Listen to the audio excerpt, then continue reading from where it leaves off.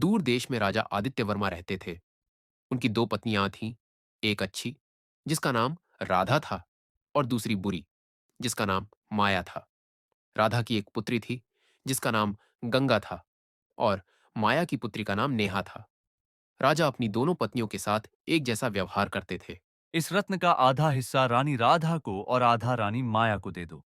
दासी रानी माया के पास जाती है और कहती है, रानी, यह रत्न राजा ने भेजा है। इतने कम गहने, बाकी गहने कहाँ हैं? राजा ने रत्न का आधा हिस्सा रानी राधा को भेज दिया है। दासी यह कहकर चली जाती है। राधा मेरी हर चीज का हिस्सा क्यों बनती है? मैं पहली पत्नी हूँ, मुझे ज्यादा हिस्सा मिलना चाहिए। हाँ माँ, मुझे भी गंगा पसंद नहीं। बाबा हमेशा उसकी तारीफ करते हैं। चिंता मत करो, अब मैं इस राधा को सबक सिखाऊंगी। दूसरी ओर रानी राधा गरीबों को भोजन बांट रही थी। बहुत बहुत शुक्रिया महारानी जी। आप बहुत अच्छी हैं। यह मेरा कर्तव्य है। महारानी जी, आपने कहा था कि आप बच्चों के लिए स्कूल खोलेंगी।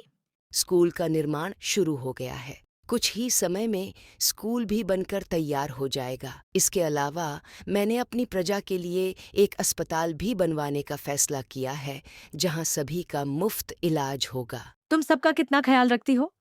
बेटा, ये हमारी प्रजा है, इनकी देखभाल करना हमारी जिम्मेदारी है। अगले दिन रानी माया जहर मंगवाती है और दासी से कहती है कि इसे रानी राधा के भोजन में मिला दे। भोजन खाते ही राधा की तबीयत बिगड़ जाती है और कुछ ही दिनों में राधा की मृत्यु हो जाती है।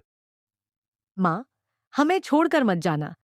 दुर्भाग्य से राधा चली गई। अब गंगा की देखभाल की जिम्मेदारी मेरी है। लेकिन वास्तव में माया ने गंगा के साथ बुरा व्यवहार करना शुरू कर दिया था। लेकिन राजा को इस बात की जानकारी नहीं थी। एक दिन पड़ोसी राज्य का राजकुमार अर्जुन शिकार के लिए इस क्षेत्र में आता है। घूमते हुए राजकुमार शहर की ओर आता है और वह राजकुमारी गंगा को गरीबों को भोजन वितरित करते हुए देखता है।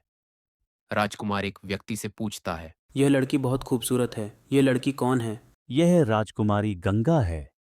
वह बहुत अच्छी है। वह सबका बहुत ख्याल रखती है। तभी राजकुमार महल में आता है। राजकुमार को देखकर नेहा रानी के पास जाती है और कहती है, पड़ोसी देश का राजकुमार हमारे महल में आया है। वह बहुत सुंदर है। मुझे वह बहुत पसंद है। ये बहुत अच्छी बात है। हम राजकुमार की शादी तुमसे करवा देंगे। जबकि दूसरी तरफ हम तुमसे मिलकर बहुत खुश हैं। दरअसल हम कुछ कहना चाहते हैं। हम राजकुमारी गंगा से शादी करना चाहते हैं। यह बहुत खुशी की बात है। हमें कोई परेशानी नहीं है। तब राजा राजकुमारी गंगा को बुलाते हैं और कहते हैं। हमने तुम्हारा रिश्ता राजकुमार अर्जुन से तय कर दिया है। राजकुमारी यह सुनकर बहुत खुश होती है। जब यह खबर नेहा तक पहुंचती है, आपने तो कहा था कि आप राजकुमार की शादी मुझसे करवाएंगी। मुझे नहीं पता कि यह कैसे हुआ, लेकिन चिंता मत करो। मैं कुछ ऐसा करूंगी जिससे गंगा का चेहरा बिगड़ जाएगा। राजकुमार उसे देखना भी नहीं चाहेगा।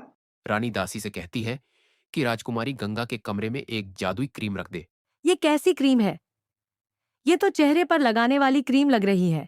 जैसे ही राजकुमारी क्रीम लगाती है, उसके चेहरे पर मुंहासे निकल आते हैं। मेरे चेहरे को क्या हो गया है? यह देखकर राजकुमारी रोने लगती है। अचानक राजकुमार अर्जुन कमरे में आते हैं। राजकुमार को देखकर राजकुमारी मुंह फेर लेती है। तुम ऐसे क्यों छिप रहे हो? राजकुमारी गंगा रोते हुए कहती है, हमारा चेहरा खराब हो गया है। अब ये शादी कैसे होगी? कोई बात नहीं। हम तुमसे शादी करना चाहते थे क्योंकि हमने लोगों से सुना था कि तुम बहुत दयालु और नेक दिल राजकुमारी हो। हम चाहते हैं कि हमारी रानी तुम्हारी तरह हो और हम तुम्हारे मुंहासों का इलाज करवाएंगे। फिर डॉक्टर को बुलाया जाता है और राजकुमारी का इलाज कराया जाता है। कुछ ही देर में राजकुमारी ठीक हो जाती है।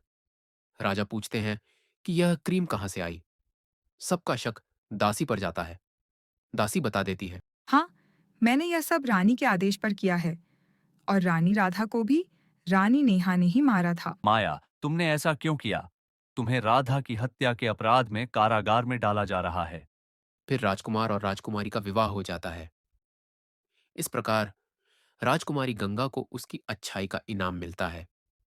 वो रानी बन जाती है और इस तरह यह सिद्ध हो जाता है, अच्छाई कभी व्यर्थ नहीं जाती